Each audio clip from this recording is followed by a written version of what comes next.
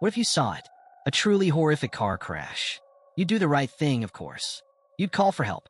You'd report the screeching tires, the shattered glass, the mangled metal you saw with your own two eyes. But what if the police, after racing to the scene, told you there was nothing there? No crash, no victims, no debris. And then, what if they told you the wreck you described has been lying in a ditch, hidden from the world, for 5 long months? For several drivers on a desolate stretch of England's A3 motorway, this nightmare became their reality. They were forced to ask themselves a question that could break the mind. Did we witness a crime, or did we see a ghost? This is the story of an event so disturbing it continues to defy all explanation. This is the story of the phantom crash on Highway A3. The night of December 11th, 2002, was just another cold, miserable winter night in Surrey, England. A deep chill had set in, and a steady drizzle slicked the roads, turning the A3 into a black, glittering ribbon. This road, a main artery connecting London to Portsmouth, can be deceptively lonely after midnight. Long stretches are unlit, swallowed by dense woods and dark fields, creating a tunnel of oppressive blackness broken only by the sweep of your own headlights. It's a road that preys on a tired mind, where the drone of the engine and the rhythm of the wipers can make you see things. But what multiple people saw that night was no trick of the mind. It all started just after 11 p.m. with a frantic 999 call to Surrey police. A young man, his voice tight with adrenaline, was on the line. He'd been driving home, tired after a late shift, navigating a curve near the town of Burpham. One moment he was just driving. The next, his car was filled with the blinding glare of headlights, swerving wildly in his rearview mirror. He told the dispatcher he saw an older car, maybe a Vauxhall, going way too fast for the wet conditions. Its back end fishtailing on the slick asphalt. He gripped his steering wheel, his heart hammering his ribs. He watched in horror as the car careened off the road. Its headlights sliced a desperate, crazy arc through the night, and then just vanished. He didn't hear a bang over his radio, but the image was unmistakable. A car had just left the road at high speed. It had to be a terrible accident. Shaking, he pulled over and fumbled for his phone. He reported what he saw. A single car crashed off the southbound side, plunged into the darkness of the embankment. He wasn't the only one. Within minutes, another call came in, then another, and another. The Surrey police switchboard lit up with reports, all from the same stretch of road, all telling the same horrifying story. A small, dark-colored car driving recklessly. A sudden, violent swerve off the A3 and then gone. Some callers remembered seeing a single, powerful headlight, brighter than the other, as if the car had a fault. Others were sure they'd heard the faint, sickening crunch of metal carried on the wind. One of those callers was a lorry driver, a man who'd spent 30 years on Britain's motorways. He wasn't the type to panic. His voice on the call was steady, but grim. He'd seen it all, he told the operator, but this was different. He described the car's movements as unnatural, almost frantic, like a panicked animal. He was certain it was a fatal crash. He'd seen enough to know. The evidence was piling up. Multiple, credible witnesses all confirming the same thing. A major accident had just happened on the A3 near Burpham. But as the first police cars screamed towards the scene, the story was about to change from a clear-cut tragedy into a deeply unsettling mystery. The shaken witnesses had all pulled over, standing in the cold drizzle under the flashing blue lights, all pointing to the exact same spot on the dark embankment. A car crashed right there just minutes ago. They all saw it. It was impossible, but it was gone. Police Constable Peter Gardner was one of the first officers on scene. He was a veteran who knew the A3's every curve and every danger. The dispatch was clear, multiple reports of a car leaving the road. Based on the calls, he was bracing for the worst. Mangled steel, injured people, a scene of total chaos. He parked his car, its blue lights strobing across the rain-slicked trees and the anxious faces of the witnesses. He and another officer listened as the witnesses, one by one, told their story. And that was the unnerving part. It wasn't one person seeing a flicker and the others agreeing. These were independent stories, all matching. The same reckless swerve, the same disappearing headlights. The lorry driver was especially convincing, pointing to a specific patch of the steep, wooded embankment. "It went right there," he said, his voice firm. "No question." Armed with heavy maglite torches, Gardner and his partner began to search. The rain made the grassy verge slick and dangerous. Their torch beams cut through the black, sweeping across the dense undergrowth. They were looking for the obvious signs: snapped branches, skid marks, a trail of debris, shattered glass. Anything. They found nothing. PC Gardner felt a prickle of frustration, turning into a cold sense of unease. He'd worked countless crashes. There's always evidence. A car, especially at speed, doesn't just phase through a wall of trees. He radioed back to dispatch. "We're on scene. We have multiple witnesses, but we have a negative find on the vehicle. There's no sign of a crash here." The dispatcher sounded confused. "Confirm. Negative find? We've had 5 separate callers." "I know what the log says," Gardner replied, his own confusion leaking into his voice. "I'm telling you what I'm seeing on the ground. There's nothing here." More units arrived. The shoulder of the A3 was now lit up with flashing blue lights. They expanded the search, forming a line, methodically sweeping the embankment and the woods beyond. They pushed through thorns, their boots sinking into wet leaves, calling out into the dark. "Is anyone there? Can you hear me?" Their voices were swallowed by the woods and the drone of passing cars. An hour went by, then 2. The urgent rescue mission was slowly souring into a baffling mystery. The witnesses were questioned again, separately. Their stories didn't change. They hadn't imagined it. A car had crashed. Some were getting angry, frustrated that the police couldn't find what they had seen so clearly. Others grew quiet, a new kind of fear dawning in their eyes as the impossible truth of the situation sank in. How does an entire car just disappear? PC Gardner stood by his vehicle, watching the torch beams flicker uselessly in the woods. He looked at the faces of the witnesses. They weren't lying. They were genuinely terrified. He looked at his fellow officers, their expressions a mix of duty and disbelief. The physical evidence, or the complete lack of it, told one story. 5 eyewitnesses told a completely different one. You're trained to trust facts, to trust what you can touch and see. But what do you do when 5 different people present you with the same impossible fact? He couldn't shake the feeling that something was deeply, profoundly wrong on that road, and the real horror of the night was just about to begin. After hours of searching, a sense of weary futility had set in. The witnesses had been sent home, their details recorded, leaving the officers on a pointless hunt for something that logically wasn't there. But good police work is often just stubbornness, a refusal to accept the easy answer. PC Gardner, not ready to write the whole thing off as a mass hallucination, decided to make one last, wider sweep. He figured maybe the car had somehow traveled much further into the woods than seemed possible. He walked further down the verge before descending into the dense woodland, well away from where the witnesses had been pointing. The ground here was a treacherous tangle of roots and thorns. He was about 50 yards from the road now, much deeper in than they had searched before. He swept his torch in a slow arc, and then it caught something. Not the shine of fresh metal. It was a dull, dark shape, almost completely swallowed by the landscape. It was low to the ground, hidden behind a thick curtain of ivy and brambles that had woven themselves into a natural camouflage. His heart kicked. He moved closer, tearing aside the foliage. The torch beam fell on a car door, its paint blistered and peeling. He saw a roof, dented and caked in moss and grime. It was a car, all right, but it wasn't a recent crash. Not even close. The vehicle was a ruin. Rust had eaten away at the wheel arches. The tires were flat and rotted, sinking into the soft earth. The windows were gone, not recently shattered, but long gone, leaving hollow sockets that stared into the dark. The car was so overgrown it looked less like it had crashed there and more like it had grown there, a metal tumor in the woods. Gardner's training took over. He radioed his position. "I found a vehicle," he said, his voice low. "It's deep in the embankment, but be advised, this is not a recent RDC. This vehicle appears to have been here for a very long time."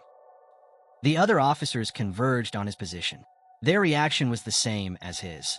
A flicker of success, then utter confusion. The car was a dark-colored Vauxhall Astra, a match for the general description. It was in the right area, but it was undeniably ancient. A thick layer of leaves was piled on the dashboard and seats.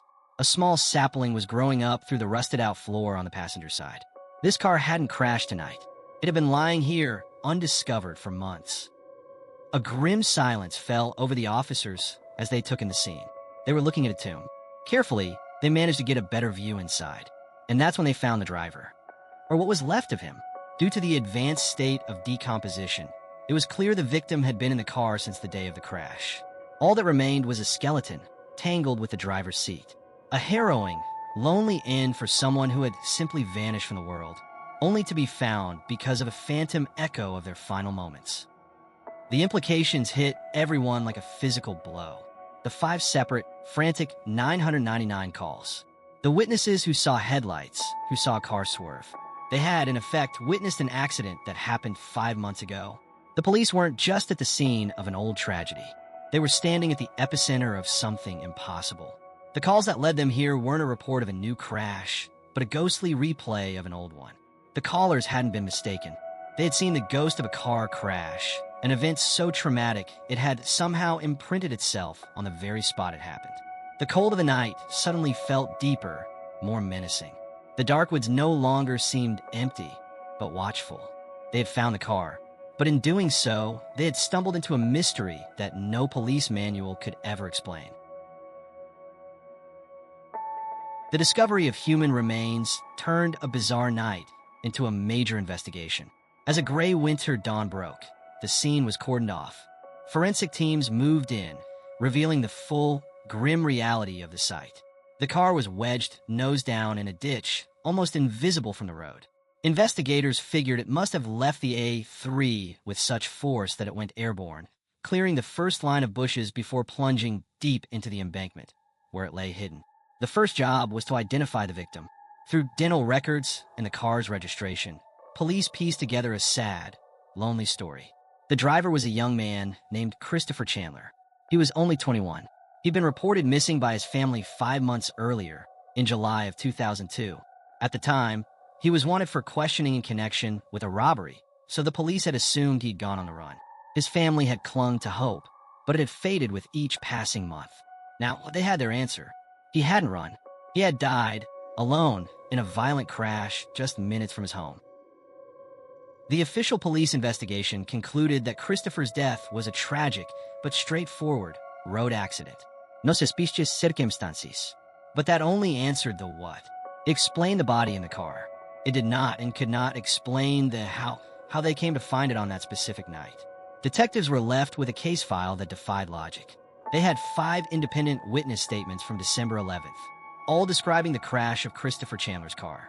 Yet forensic evidence proved, beyond any doubt, that the crash happened in July. They had to re-interview the witnesses, who were no longer just witnesses to an accident, but witnesses to the impossible. The conversations were surreal.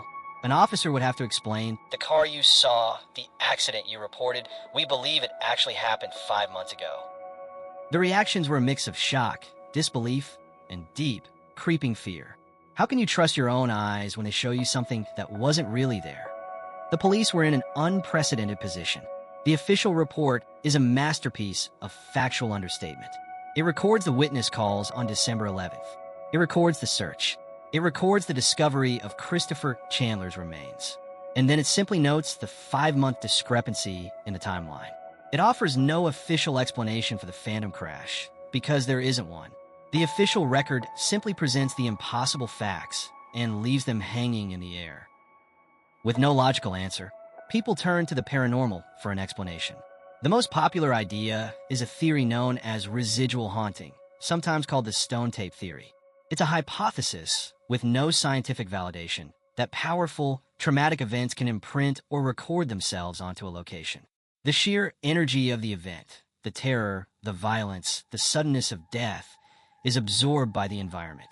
Then, under the right conditions for the right people, that recording plays back. The witnesses on the A3 weren't seeing a conscious spirit. They were seeing a memory, the ghost of an event. While it is a narrative interpretation and not a factual conclusion, many believe this spectral replay was ultimately an act of salvation. It was the phantom echo of Christopher's crash that finally led to his discovery, allowing his family the closure of laying him to rest. The story of the phantom crash is not just a ghost story. It is a documented mystery that officials could only record, not explain. It's a case where the line between our world and the unknown was irrevocably blurred for a handful of ordinary people and the police force tasked with making sense of it all. The number of independent witnesses and the chilling accuracy of their descriptions make it one of the most compelling modern accounts of a potential haunting. For officers like PC Peter Gardner, it was the call they would never forget. A routine night that spiraled into a profound mystery, forcing them to confront the absolute limits of logic. They did their job. They found a missing person, but they were led there by means that can only be described as supernatural. It was a stark reminder that even in our modern world, there are things that happen that simply can't be explained away. And what about the A3 itself? Thousands of cars travel that same stretch of road every day, their drivers completely unaware of the strange event that unfolded there. But for those who know the story, that particular curve near Burpham holds a permanent chill. Local lore has wrapped itself around the incident. Some say that if you drive that road late at night, especially in December, you should keep your eyes on the road and on your rearview mirror. There are whispers online, anecdotal claims from people who say they've seen a single, bright headlight gaining on them or caught a fleeting glimpse of a car swerving where no car should be. Is it just the power of suggestion? Or is the echo of Christopher Chandler's final, desperate moments still imprinted on that lonely stretch of road, waiting for the right conditions to play out again? The story is a chilling fusion of real-world tragedy and paranormal mystery. It taps into that deep, primal fear of the unknown and the idea that the past is not always gone. Sometimes it lingers. Sometimes it leaves a scar on the world that can be seen and heard long after the event is over. The phantom crash of the A3 is a powerful, cautionary tale. It's the story of a young man's tragic end, but it's also a story about the mystery of energy and memory, suggesting that some places, especially those marked by sudden tragedy, hold on to that memory. If you find these deep dives into the unexplained as compelling as I do, please consider liking this video and subscribing to the channel. It helps us bring more of these incredible and often terrifying stories to light. And now I have to ask you, have you ever experienced something you couldn't explain while driving late at night? A strange light, a fleeting figure, a feeling of absolute dread on a lonely road? Share your story in the comments below. Reading through them is a chilling reminder of how common these strange encounters really are. In the end, the phantom crash on Highway A3 leaves us with one cold, undeniable fact. Christopher Chandler's body was only found because his crash was seen again 5 months after it happened. Whether you believe it was a spectral echo, a tear in time, or an impossible coincidence, the fact remains that without this impossible event, his car could have stayed hidden in that ditch for years, a lost and forgotten tomb.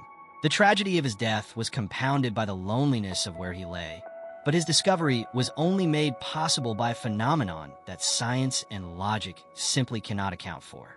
It forces you to look at the world a little differently. It suggests that maybe trauma does leave a residue, that a powerful event can stain a location. The witnesses on that December night weren't crazy, nor were they lying. They were just ordinary people who, for a few terrifying moments, may have seen through time. They witnessed an echo from the past that served one final, desperate purpose. So the next time you're on a dark, empty road late at night, with just the hum of your engine for company, remember the story of the A3. Remember that you're driving through places that have their own histories and their own scars. And as you watch the road unwind in the glare of your headlights, you might just wonder what other ghostly echoes linger on our lonely roads, just waiting for the right moment to be seen. If you guys like horror or enjoy deep dives into mysterious and paranormal cases, please check out my other videos. Any love and support will be truly appreciated. I dive deep into real stories that most people overlook, the kind of stuff others skip. So if you missed my last video on the Smurl haunting, it's linked below. And trust me, there's something even the Warrens didn't see. Ciao.